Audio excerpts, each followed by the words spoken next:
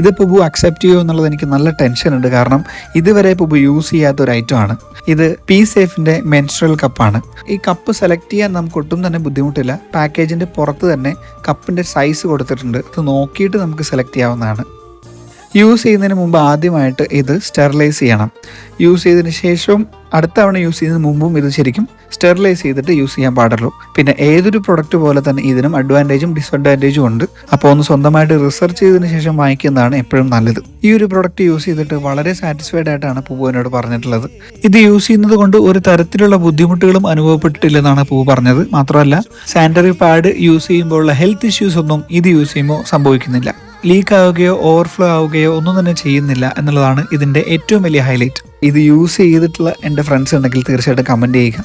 ഇനി യൂസ് ചെയ്യാൻ ആഗ്രഹിക്കുന്നവർക്കും അതിനെക്കുറിച്ച് അറിയാൻ ആഗ്രഹിക്കുന്നവർക്കും വേണ്ടിയിട്ടാണ് ഈ ഒരു വീഡിയോ ശരിക്കും ഞാൻ ചെയ്യുന്നത്.